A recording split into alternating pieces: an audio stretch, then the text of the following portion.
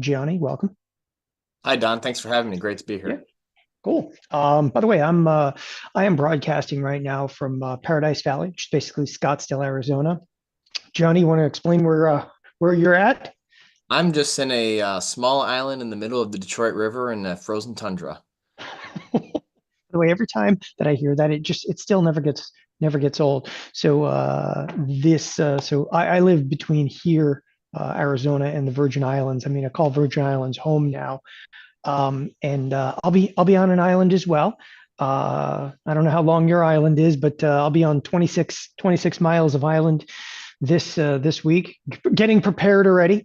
Ironically, we're having Secret Service stay with us again. By the way, I'm not supposed to say that, but the current administration is coming down to the island, and there's such a limitation on where people can stay because there's only like two, three big hotels on the island that the Secret Service actually rents like guest house and so forth. So I got myself three Secret Service agents. And by the way, I have to tell you, federal government, man, they pay well, really well for the guest house over there. So that's what's going on our island. So I'm gonna go hop down there this weekend. And I got to get out of the cold. I mean, it's got all the way down to like 39 like last night. It's Oh, you cold. poor thing. You poor thing. Yeah. I like what somebody said. That won't pay for long. By the way, welcome everybody. And I do appreciate you guys kind of chatting in over here. By the way, I like when everybody kind of chats in where you're joining us from. Yeah, the Virgin Islands, it's St. Croix. So we're in St. Croix. I just live on the north side of St. Croix over there. So welcome everybody. Nice to see you, Sugar Bear. Okay. Never gets old when you know, grown man mentioning Sugar Bear. It does it for me. So fantastic. Looks like we got a decent number of people on today, and I'm going to go ahead and get started here along with Gianni. So cool. Got a couple other people in the Scottsdale area. Okay. Show us how to get your own island. I am down for that. All right. So let's get started with this. So Gianni and I are going to be mentioning today what I would term making trading great again. And you'll see exactly why we're actually talking about that. Look, this is the $1 million challenge. As I said, my name is Don Kaufman. I'm joined by Gianni Poce. Here's a risk disclosure. This is ours. This is not yours. No, look, no soliciting, no recording, no photography, and don't feed the monkeys. I spent a long time in the brokerage world, as did Gianni. So neither of us are licensed anymore. And that's about all this says. Next, if you need to get a hold of us after today, support at theotrade.com. By the way, I'm really adamant about that. It's important to us. If you need to get a hold of us, support at theotrade.com. You can actually put Don Kaufman in the subject or Gianni DePoce. Can you spell Gianni DePoce? Don't worry, it's in the slide deck. Anyway, if you need to get a hold of us directly, we use a common inbox. So we go to support at theotrade.com, and that actually distributes out from there. But we are accessible. That's one of the most important things to obviously to mention in here. So let's just jump right into it. So this is the $1 million challenge. And the first thing I want to state is the world, to say it's changed a lot in the past month is probably an understatement. And most people look, this is never meant to be political in any way, shape, or form. Okay.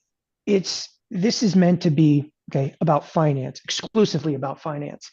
And what has changed is just opening up, okay, a massive wealth opportunity. And we're going to discuss, okay, specifically and explicitly that in today's broadcast. And I think Gianni is by far and away the most astute individual to bring this to you. So, Gianni, I'm going to bring you into the conversation literally immediately. This is post-election profit explosion. So, for those of you that do not know Gianni, Gianni is one of our newest traders here at Theo. Gianni, what have you been with us now? You've been it's about 2 years, right? It's getting close to that, believe it or not. Yeah. Yeah, it's been 2 years, so it goes quick. You've children and everything now, Yes. but we've all been following Gianni because his results have been, well, nothing less than astounding. This is again the post-election profit explosion. Gianni, it's $100,000 week. I'm actually going to let him speak to this for a moment before I go on any further. So I mean, I don't even know where to begin. $100,000, you made 100 grand in 7 days. Yeah. Um, the only thing I'll comment on there is that you did that. Okay, and I want to make sure this is correct. You did that exclusively with stock, correct? Correct. Correct. No options, no futures, just plain Jane stocks. Which is ridiculous because there's no amplification, nothing. All right, let's just throw out the big tamale out there. How'd you do it? Yeah, What are you well, in? What are you looking for? it's all about positioning, right? And so I talk about reading markets, knowing how to position yourself properly given what's going on in the world. And so, going into the election, I had a lot of questions. Hey, Gianni, who do you think is going to win? Do you think it's going to be Trump? Do you think it's going to be Harris? And I stayed completely out of that conversation. I just said, hey, guys, I'm not really concerned about who wins this election. We're just going to play this hand that we're being dealt from the market, and we're going to position ourselves in this manner because this is where the trends are pointing towards. And so this wasn't a bet on a particular outcome in the election. It was literally just a matter of responding to the conditions that the market showed us. And it's all about positioning and tying that positioning into areas where there is the most opportunity. And that's the best way I can summarize how we did that going into the election. Yeah, I actually want to hit upon something because everybody's in there like, well, how much did you start with? How much did you start with over there? So, okay, you can throw that out there because I mean, obviously, people can see Yeah. the scale on the. But by all means, if you want to state that, what were you actually trading with? Because again, I want to reiterate, like he didn't have any options positions in here, which is one of the things we're clearly going to talk about here momentarily. But what were you actually trading with in the account? Well, in this particular portfolio that I run with this strategy, it was, as you can see there, at the time before the election, it was around 380 grand.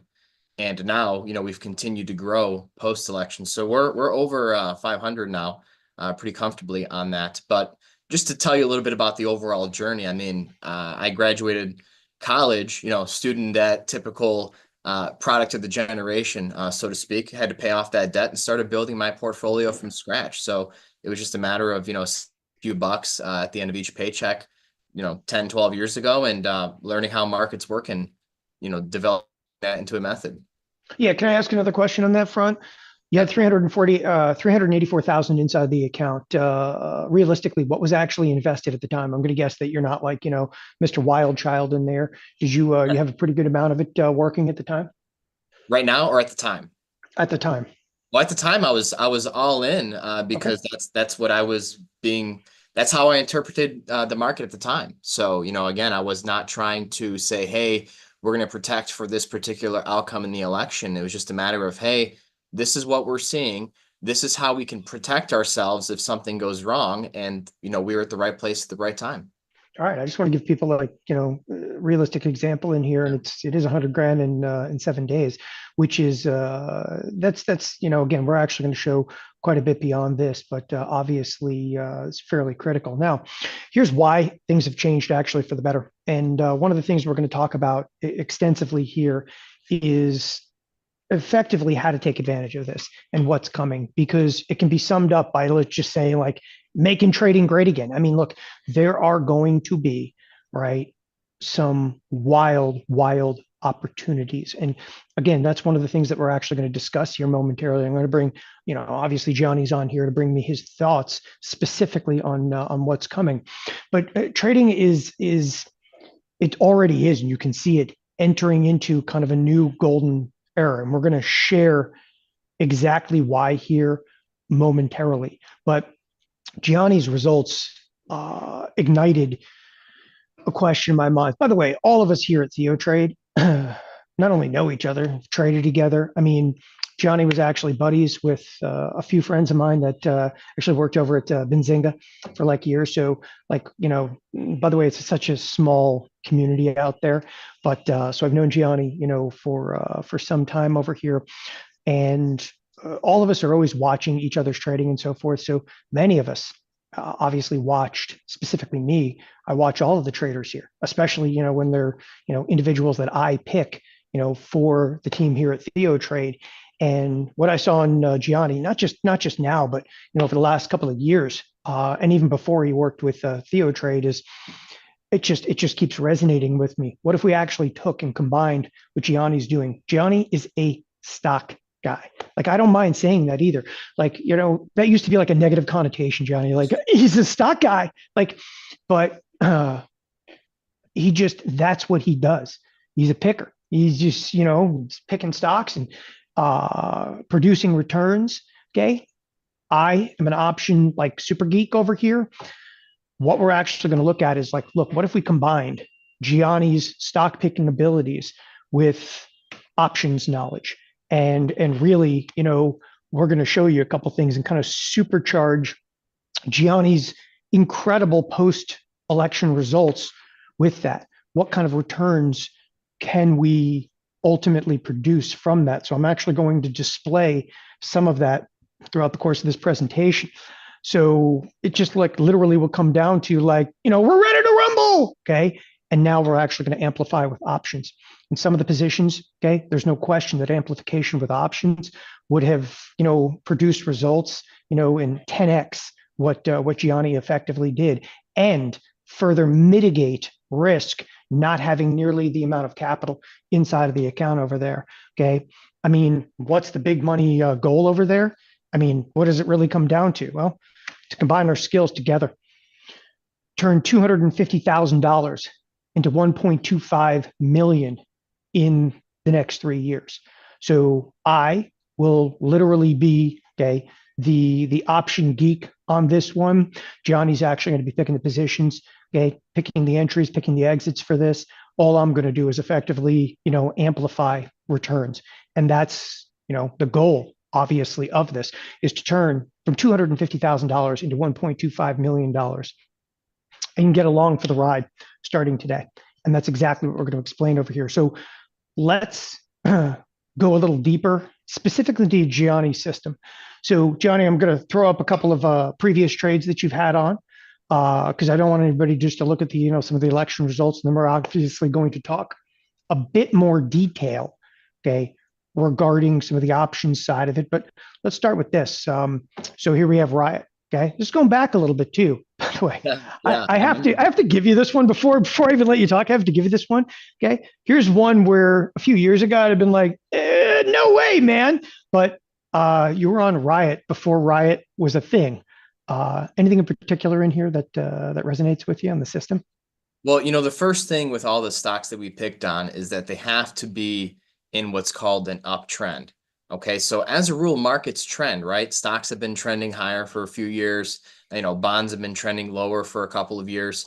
And we see that happen in individual stocks, right? So any stock that I pick, first and foremost, has to be trending higher. Otherwise, I won't touch it. So that's what we look for, is we look whether it's in an uptrend, and then we look for certain setups, certain formations, certain patterns that give us an idea that, hey, a big move is coming, and then it's all about the positioning at that point. So that's how we do this: wash, rinse, and repeat. Yeah, is there anything particular specifically on Riot that drove you to it beyond a formation of a trend over here? Anything specific proprietary in here? Well, I'm a big believer in what's called relative strength, and this is a tool that I've been using for I'd say probably about a decade with a lot of success. And it's really just a tool that I use to make sure that I'm buying the strongest stocks in the market. Okay, I don't want to buy a stock that is not doing as good as the index. I need to own stocks that are doing better than the index if we're going to do better than the index. It's that simple. If you own stocks that are doing better, you're going to do better as well. And that's a tool that we use to make sure we're only focusing on the strongest stocks. All right, so this is 346% here specifically on Riot. Next, CDNA. So CDNA, here's another one where, by the way, I think a lot of us are familiar with some of the names that are actually popping up on the screen, but I don't mind showing. Like this is a trade that was a little older. Okay, it's a little bit older here because one of the things that I want to emphasize over here, the election results, okay, was for me one of the last things that obviously caught my mind because all of us looked at it like, holy crap, um, it was an asymmetric move, obviously, in the marketplace. There was no question about that. And the markets exploded to the upside. But the irony is, people, he was in them well prior to it, and had the products that not just outperformed but exploded versus basically the market itself. So if you look at the S&Ps, and the S&Ps were up, Gianni during the election, okay, was 3x beyond, in some cases, well, even beyond that, in some of the positions, which in fact we're going to show over here. But CDNA, it's a couple of years ago. Here's another one where I think everybody here is kind of familiar with this underlying, and if you're not, it's still obviously in play. Anything in particular that you drew you to this? Well, this was a few months after the COVID crash low. Okay. And so we were looking at a lot of technology stocks at the time, and CDNA falls into that category. And, it's really just a matter of repeating the setup that we see time and time again. This is not something that is new. It's been going on for decades, hundreds of years. And I'm talking about these types of setups. So higher highs, higher lows, we see that happening on this stock. And it followed that setup and continued to new highs. So it was another solid trade. All right, onward from there. AMD. Now, AMD, I'm going to look at the dates on here and be like, "Oh, you coulda, you shoulda," but this Yeah. was actually one of the big breaks to the upside, specific inside of AMD. Similar circumstances. Yeah, and that's the beauty of it, Don, is that it really is something that can be observed time and time again. And the setup is pretty simple. So you can see here, each high is higher than the previous high. Each low is higher than the previous low, and we just ride the wave higher. And I just want to emphasize too, when we're holding these stocks, it's not like we're just setting it and forgetting it. No, we are managing these trades too. So as the stock makes new highs, we are protecting more and more of our profits so that it doesn't get away with us, right? Because one of the worst things that can happen is to see a big gain turn into a loser. And so we have ways to protect ourselves on the way up as well. And I think with the options coming into the picture now, we're going to be able to protect ourselves even better than before. So it kind You of makes it know, that's easier. ironic because that's exactly the question that's coming up inside of the chat room now too. People are like, "Oh, what are you going to do if it turns down?" Well, first of all, if you know anything about me, I'm a volatility guy. So this marketplace turns down, it's going to be winner winner chicken dinner. What I want to emphasize over here though is taking the positions that we're going to be doing in here. Okay, and when I say taking the positions we're going to be doing here, I'm actually going to show you specifically the type of positions we're going to do over here, but I'm going to mitigate, okay, his exposure with stock. When I wanted to ask that question, how much of that $384,000 did you have at risk? He's like, "I'm all in, baby." Okay. Well, we're actually going to clip that risk dramatically. So I have no questions, no qualms whatsoever in saying this market could turn into Mr. Toad's wild ride. But what we're going to mention here momentarily is still going to be completely prevalent, regardless if the marketplace gets wild, gets ugly, gets volatile. Hut. Here's one, man, I'm not intimately familiar with. I do appreciate once in a while you pulling up a couple symbols that I don't know. This is a wild ride in here as well.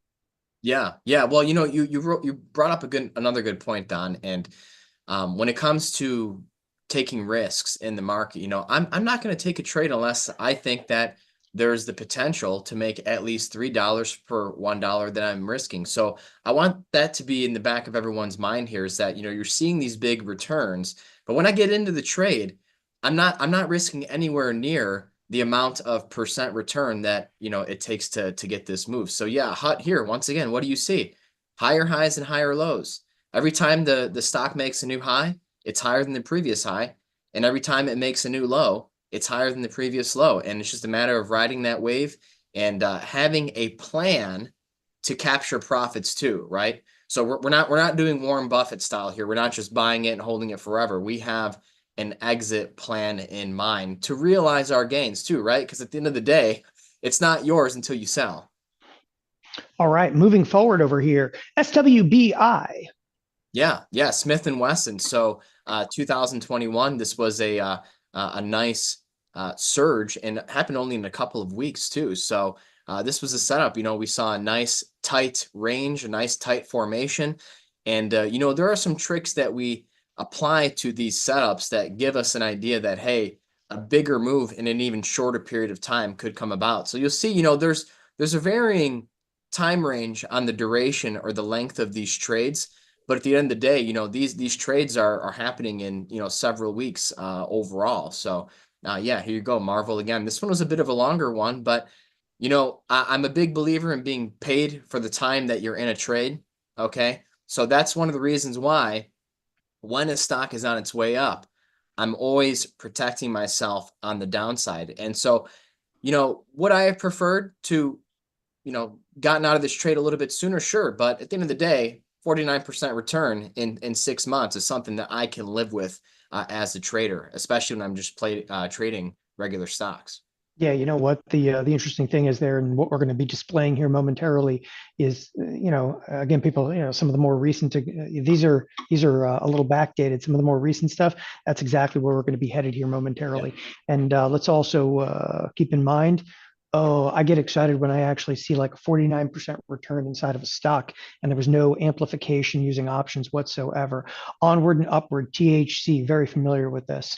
Yeah, healthcare name. Healthcare was doing pretty good in 2021, as you can imagine, with everything going on at the time. And Tenant Healthcare, we saw the setup. We saw that trend. We saw the formation on this stock on the chart, and we took it on. We took it on with our risk completely defined. We had a plan to scale out on the way up, and that's exactly what we did in this one too, Don. Cool. I like when somebody said follow Gianni on Hutton. I'm up 115%. Next on the year, Mara, what do you got here? Yeah, Mara, similar to the Riot stock, they're kind of like cousin companies in that sense. So, we had that set up. These ones are tied to Bitcoin too, and it's all about amplifying those returns. So, Bitcoin goes up 100%. A lot of times these names go up even more. So, that kind of ties into that whole relative strength thing that I mentioned a little bit ago. I want to own the strongest stocks in the market, and then I want to own the strongest stocks in the strongest sectors in the market as well. So you know what? I'm looking at this and I'm like, okay, enough of the past. Let's actually talk about the present, because that's what people are actually here for. Talk about the present, and more specifically, talk about the future, because that is obviously where we're headed. One of the first things, though, again, no matter how many times I look at this, I keep thinking, I'm like, holy crap, he's doing this with stock, which is obviously why we're here today. But how's that even possible? Okay, what's changed? Since the election. When we look at this, why, okay, is trading suddenly going to be spectacular again? Why is it going to be great again? And obviously everybody here is aware. Okay, I love this. Yeah, I had to put the obvious in here. There's a new administration coming in. I had no idea. Okay, but what is really opening up some of the opportunities? So if you're going to go into this marketplace and you're going to want to jump in, let's talk a little bit about the the opportunities that are going to be persistent. What I would term, $1 million reasons. Okay. One of the biggest ones when I look forward, and again, by the way, this presentation, I just wanted to cover some of the track record of Gianni, not only during the election, okay, but over the last couple of years. And again, some of those were a little bit backdated in there, and that's fine, because everywhere we're headed right now is to the present and into the future. But $1 million reason number one, financial deregulation. Look, I know what that means to me, but let's get into specifics over here. A new dawn for disruptive industries. So when we start talking about financial deregulation, that's going to it's AI, it's crypto, it's banking, it's energy, okay, space, and we're talking about like space up there. These are going to be some wild areas. Like, look, Gianni, between AI and crypto, you're not telling me anything I probably haven't heard, Sure. but anything up and coming, specifically here, when you think about, the logic moving forward. Okay, what grabs your attention when I mention financial deregulation? Well, Don, you and I both have backgrounds in the financial industry, and when you talk about not being able to, leave your office without getting permission from the regulators, that might not be a bit of an exaggeration. But I think the gloves are coming off now, and we're finally going to be able to have some real innovation and advancements in the financial industry after really just a couple of decades of being in this too big to fail environment. I think that you're going to see new up and coming banks, new up and coming brokers, and that's really just going to level the playing field for a lot of other people, access to new markets that previously were just, allowed for the big dogs. And, we're here now. The future is, it's just around the corner. Yeah, I want to further that. When I mentioned like financial deregulation, okay, a lot of people are thinking like, does that mean that JP Morgan doesn't have to? Okay. First of all, one of the first things that I want to mention in here, like how does financial deregulation actually equate to, money? Like literally, how does financial deregulation? One of the first things you guys have got to think about is there hasn't been a new bank in the United States since like 2007. Okay, it's financial deregulation. So, oh, there's going to be a new bank. Yay. It's about money. It's about freeing up money. And Yep. when Gianni mentions like the gloves are about to come off, they're off. They're off. Like this is the biggest thing, financial deregulation right now, since the repeal. Like for those of you that have been around a couple of years, like anybody know what like the Glass-Steagall Act is? That banks were supposed to be banks. Yeah. And then all of a sudden banks started actually trading. Okay. And that actually happened in the 1990s. One of the biggest, okay, aspects. This is even bigger. This is bigger because financial, okay, deregulation, and literally cutting through the red tape. And they've already mentioned, like literally, this could not play better. Okay, I swear to you, we built this slide deck a few days ago, and last night they literally talked about invest $1 billion, and we cut all the red tape out. Okay, it's absolutely pivotal. Okay, to understand that financial deregulation is going to open up these areas massively. It's opening up money. Okay. There's also like areas that have not been allowed in the United States for years, like shadow banking is getting bigger and bigger. If you guys are not familiar with that, money is flowing. Okay. And is going to continue to flow. So, I mean, we talk about like AI. Look, everybody is aware of AI, crypto. Okay. But there's areas of crypto that are up and coming that you haven't even seen yet. Like, and we're not talking about crypto like I need to invest in Bitcoin. There are going to be companies where blockchain becomes a staple behind some of the finance companies. You guys got to realize, even stuff like, just make a quick point, even stuff like, this platform over here, which is everybody's familiar with Thinkorswim, everybody's familiar with like Tasty. They still use clearing. Okay, that's like what 100-year-old clearing like methodology is ridiculous. It's absolutely ridiculous. There's going to be technologies up and coming that are going to revolutionize stuff. It's going to revolutionize banking. Finally, we're going to see banking, okay, possibly get disrupted. Okay, because again, all of that has been just clamped down on literally since the financial crisis. So as I said, the gloves are coming off. I don't know. I get pretty excited about this stuff because this is an area that's near and dear to my heart. I mean, I worked in the finance industry, specifically in the brokerage business, for 15 years. So Gianni though is already looking at. There's a ton of up and comers that could possibly really stage some big moves over here. Gianni, any further on this before I move to reason number two in here? Well, we're going with the idea of making trading great again, but it really is downstream from the overall economy, Don. There was a major mandate for growth in the last election. People want the economy to grow. They want the new technology to be available to the average person. They want to make money. They want to be rich. This is America after all. America's business is business at the end of the day. Yeah, it So is interesting to see all of a sudden the like people don't realize like it's not going to be again, it's not going to be completely like, just open, but there's already capital from every portion of the world flowing into the US dollar right now because they all see the exact same thing as we do.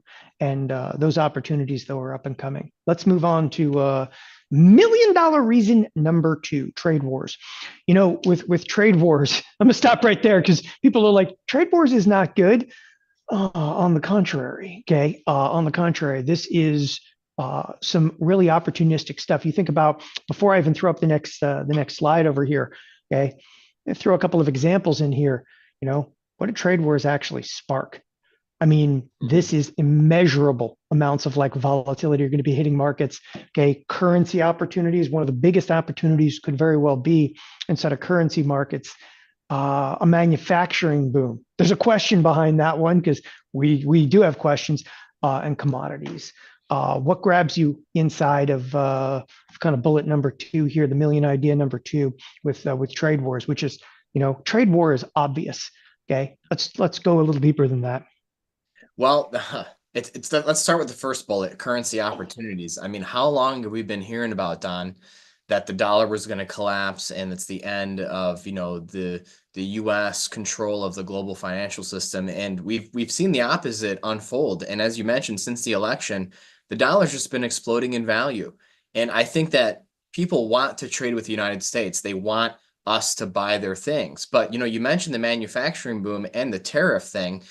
I live here in Detroit, and I've kind of seen this whole manufacturing cycle go full circle. And that is a big question mark. I'm glad you left that there. I don't know if that is going to be a part of it necessarily in the old Rust Belt area, but there definitely are still factories being built. I mean, you look at those chip plants. They're building in Arizona, right? Taiwan Semiconductor. So I think we need to update how we look at manufacturing from the old way in terms of automobiles and like industrial type to technological manufacturing. Are we going to be making the chips here? Are we going to be manufacturing, the next computers, the rocket ships that send it to space? That's the type of manufacturing I think that we need to be focused on. And then commodities. I mean, hey, if we are going to be doing a lot of tariffs, then a lot of countries around the world don't have the commodities like we do in the United States. So I wouldn't be surprised if we started exporting a little bit more of that. It really is the new world, the new economic era. You know what? I like this is this differentiates a lot from the trade that I'm involved in day-to-day basis. But I'll actually throw in my 2 cents on here as well when I think about the trade wars. It's volatility surges. This is to me, it's all about the outlier here. And the outlier is wild moves in unforeseen places is plausible when you have actually got trade wars. That's probably the number one thing for me. And I'm going to tell you right now, that's going to be expressly inside of commodity plays. And we're not just talking about like gold and silver. Like commodity plays can be, there's such a wide array, okay, of different aspects that can be impacted by a trade war, both bullish and bearish. I want to make that very, very clear, both bullish and bearish, as the U.S. dollar is going to have huge implications. You realize, like, the U.S. dollar continues to surge, what that may actually do to some commodity pricing, as everything from oil to gold to silver to platinum, it's all basically priced in US dollars. There's going to be some volatility. There's going to be some cross market opportunities in here. The manufacturing boom, neither here nor there. Although I'm excited about the fact that they're going to make like NVIDIA chips right here in Phoenix, Arizona. It sounds exciting over there. I have no idea, but the commodity plays against currencies. It's going to be huge. Any last aspects in here before I move on to reason number three? No, I think reason number three is just as important, if not the most one. All right. $1 million reason number three, the Fed pivot. So the Fed pivot, defeat debt with growth. Like this is the hope over here. Let's get into this a little bit. You want to kick this one off?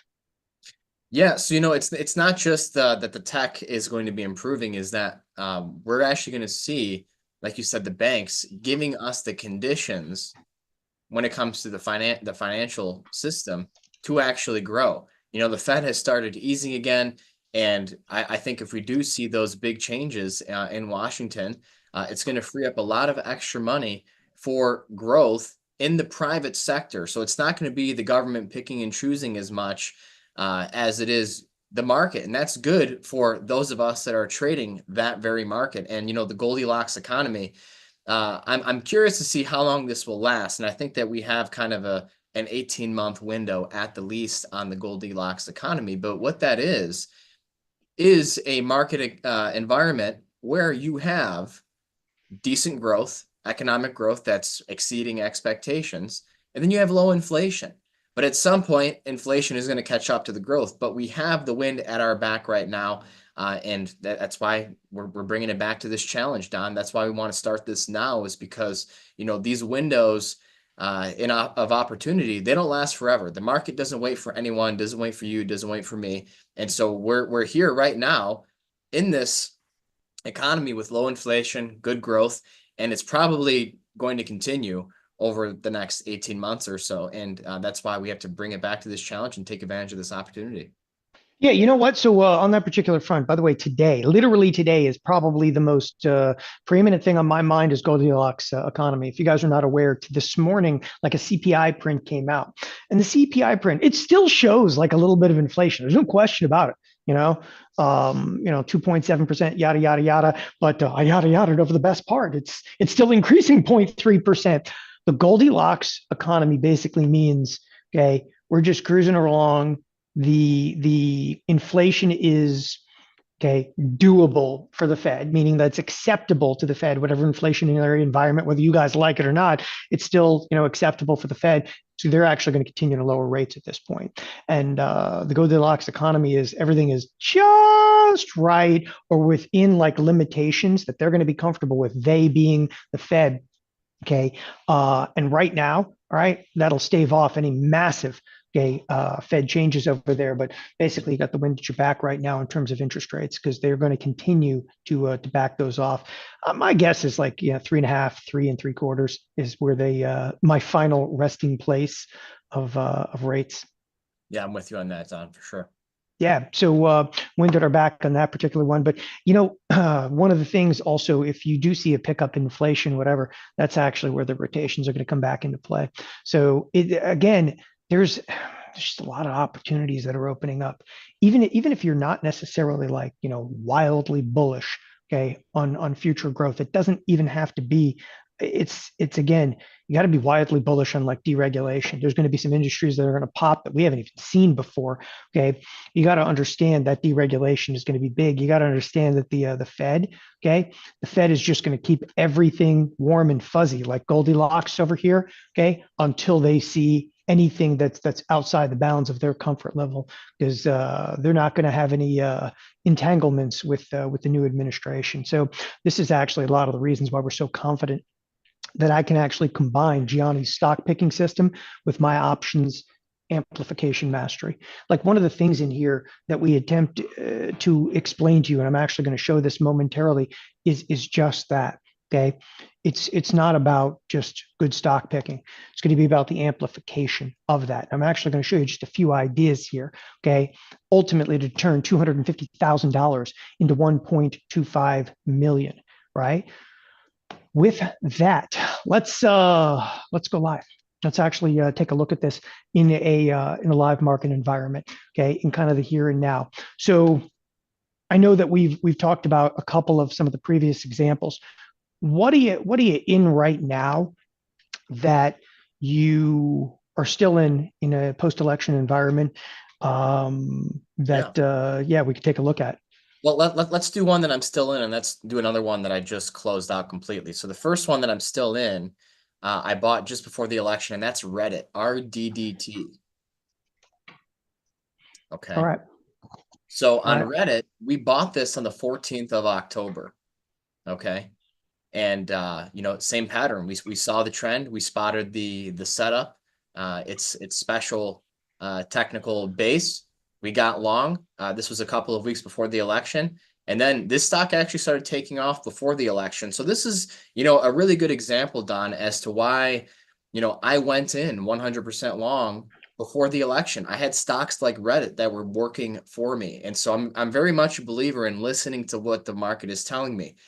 If my trades are working, I'm going to keep doing what's working, right?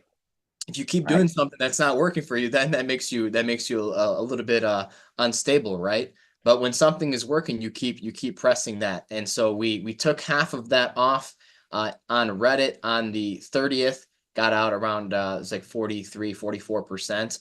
And we sold half of that position. But as you can see, we got in around 74, 75. On the remaining half of that position, we're up over 100%. And this again is happening just in regular stocks and in about 2 months' time, not even still. So you do know that one of the things that obviously we're here to do today is to discuss a little bit about, like when I hear about that, yeah, he's up like 100%. It makes me want to cry, man, because we could amplify this.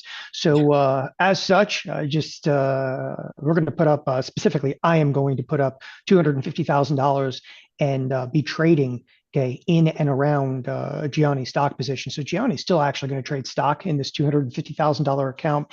I'm actually going to come in though in specific positions and I'm going to amplify returns. So the goal is over here, like if you, as I said, kind of putting the money where the mouth is in here. How do you turn $250,000 into 1.25 in 3 years? Johnny's already got the returns specific in stock. I'm just going to actually amplify it I'm going to put up $250,000, trade my own capital, and actually amplify those returns. I am going to, without trying to cause like a huge disruption right now, I'm going to show you some of the easiest and most straightforward ways to actually do this, right? Without, when I say huge disruption, I want to actually show you some of the easiest, okay, most straightforward ideas. I go 72 days out, okay? I'm going to use a very simplistic spread, 72 days out. And in this particular spread, okay, I'm a 155 call, buying the 155 calls, selling the 190 calls. Okay, look where the underlying happens to be. So we're at about 167, and I'm gonna kind of script this up here, okay, because I want people to kind of just understand, some of the nuances. And I'm going to keep it super simple, and then I'm just going to add a little bit of a twist at the end to it, right? So if I am buying, okay, the 155 call, that's already in the money a little bit. How we term in the money is that's got real value to it. How much real value does it have? All right. Oh, well, it's 155 up to like 167. So you're looking at 12, like $13. The irony is that's what I'm actually paying for the spread. How much upside would my trade have? Well, it has from basically like, where it is at like the 167 all the way up to like 190, which is what? Okay. That's pretty good upside potential in here. Okay. Now, when I actually look at this and I bring the strategy up, so you're basically risking if you were to do one contract and you're risking $1,300 to be able to make about 2,000. Okay, so the risk reward is viable, very viable. And again, I want to keep that just super simple. So if the stock continues to appreciate, you can take this entire strategy and push it higher up. Okay, where you're literally rolling the entire strategy up, okay, and banking it. So in effect, instead of actually making, and I'll give you an example, 100% return, okay, just the move into the 190 zone can be, 150, 200%. That's before I've actually shifted the strategy up. And yeah, I'm 72 days out. I could use a much shorter time frame and even amplify further. Okay, does that make sense to everybody? Because one of the most important things is I want to make sure that everybody understands just super like easy like idea like this. Now, can I complicate it for a second? Please do. Can I? All right, I'm going to complicate it for a second. So everybody kind of hold on over here. In high flying stocks like this, okay, high flying stocks like this, we get some wild situations, really wild situations. I want to show you where kind of the rubber meets the road. And these wild situations lead to what's called inverted volatility.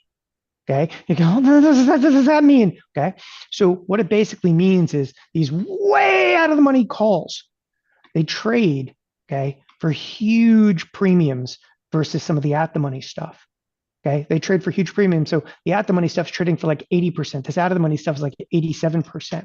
All right, with a little bit of know-how, okay, and very minimal risk, you can come in here, okay, and you can actually amplify this stuff to the point where you're not even paying, okay, really anything for the initial strategy. So I'm actually out there buying the 155, selling the 190s, selling some of the 250s, and I can further mitigate the risk beyond this, mitigate the margin. But I wanted to show you, okay, where all right, let's have some upside potential. Okay, let's have some upside potential. Let's have wild upside potential.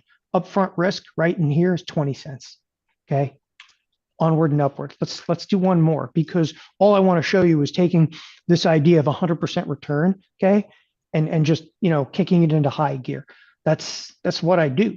That's what I do. And this is where I'm like, hey, he's had great returns over here. Let's go for it. $250,000 into 1.25. Okay, quite reasonable inside of 3 years when we just amplify. Okay, and again, by the way, it absolutely can work. And all these different accounts. Everybody's already like worried about it. I didn't show you some of the hedges over there. As I said, don't get so worried about that. What else do you got over here? So Reddit's kind of a fun one. I liked the Reddit example because this is definitely in the ballpark. This is definitely in the ballpark. What else you got? All right, let's take a look at App 11. That was another high flyer that we've had in the last couple of months. All right. So App 11, tell me a little bit about entry, exit. By the way, I pulled this up earlier. Okay, and I was looking at it from like a 5-year perspective. Yeah. How long you been in, and where are you in at? Well, I actually traded in and out of this stock a couple times earlier in the year. And believe it or not, it was actually a stock that I used as an example at the live event that we had back in September, Don. I Yeah. was sharing this within the context of that relative strength study that I had mentioned earlier in today's presentation, because this is a stock that has arguably been the best performing name in the entire market. I mean, people talk about Nvidia, people talk about MicroStrategy. This stock has done better. This stock has done better. And so we have tools that we use to identify those types of stocks before they make their moves. Before they make their moves. So first and foremost, what's the trend? You see that going back to the beginning of this year, the stock was trending higher. Okay. And then we formed that special setup, that pattern that we look for, and we decided to pick up some shares of AppLovin on the 21st of August. Okay, so that's actually where we bought on August 21st. And then it started to take off. We took half of our profits in mid-September, okay, and then it continued to trend higher, and then it started exploding, and it just continued to rip higher. I'm a little upset to say that I sold on the 7th of November. That would have been after the election. But I came away in the first half of that position for just a 28% gain. But in the second half, 154% gain on the second half of that position. And it continued higher. What are you going to do? But yeah, all in all, a pretty good trade in that not even, well, I guess it was about 3-month window, not even. What I love about this one, and it's like literally, it's like mind numbing. What I love about it, this is an absurd move. I would look at this and go, this is absurd. Like Yeah. it's wild, if you will, to the upside. And then I stop and I go, yeah, but holy crap, he was in it.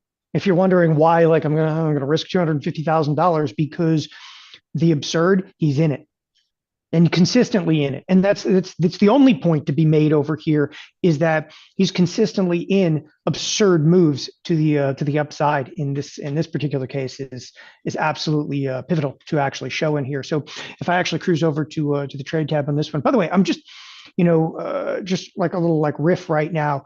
Yeah, I'm 72 days out. I'm trying to simplify it. And people try to make this way more complicated than it needs to be, because the options side of it, like the option side of it, okay, is just it's just juicing the returns. It's just absolutely, that's it. It's just juicing the returns. So here I'm buying a 323.80 spread. Just leave it at that. It's $23. What's your risk? $23. Leave it at that. Okay. How much do you tie up? $23. Okay, right? So if you did one lot on here, it's $2,300 in this particular case.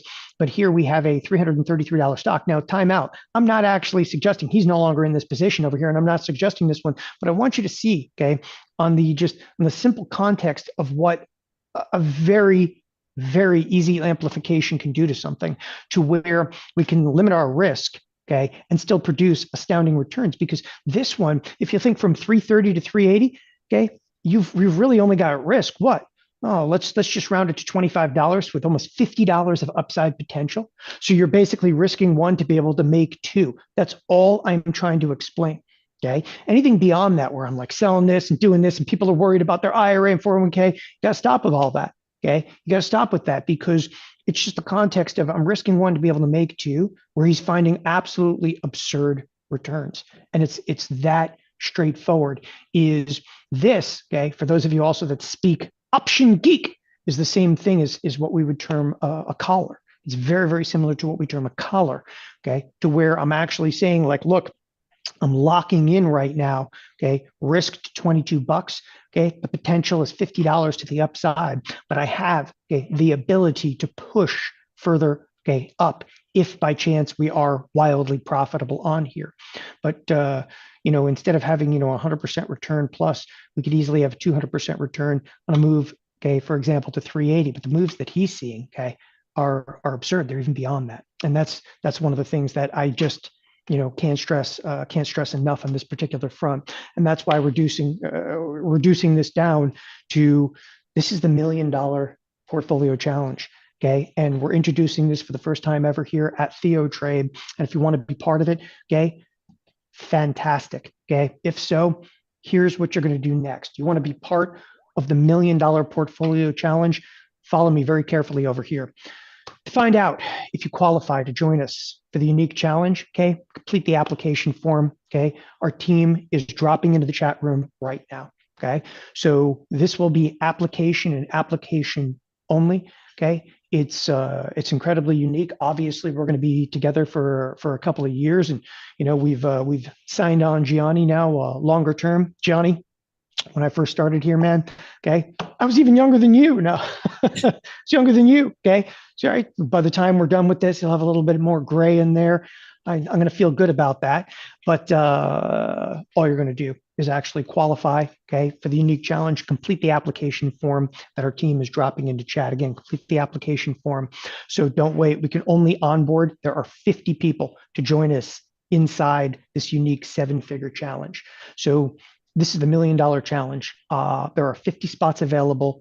Don't wait. Okay. Hop into it. Gianni, I'm pretty excited about it. Obviously, we're going to kick this off shortly after the beginning of the year, and we've already got a couple of opportunities that are with us. But again, I want to make sure that everybody's really comfortable with it, and that's actually why we're doing it. An application only over here. So literally, fill out the application. As I said, that is dropped into the chat room. Okay, as of right now over there, make sure that we're good to go. Okay, as you guys actually see that form filled out over there, fantastic. Jeff's actually got the qualification form popped in there. Okay, fill it out. We will actually get back to you in the very near future over here. Again, I want to thank Gianni for joining us today. Not only here today, but really in the $1 million challenge. This is something where we've actually kicked back and forth, just trading an account together. Okay. And that's when we stepped in and said, like, well, we'll bring everybody aboard. Okay. Check it out over here. My money, a lot of Gianni's ideas, my amplification of the strategies over here. I think you guys are going to love it. Thanks everybody for tuning in to today's presentation. Thanks Gianni for joining us, and yeah, get to work, man, because we're going to be all over this. Thanks everybody. Have a wonderful afternoon. Bye bye. Thanks, Don. Thanks, everyone.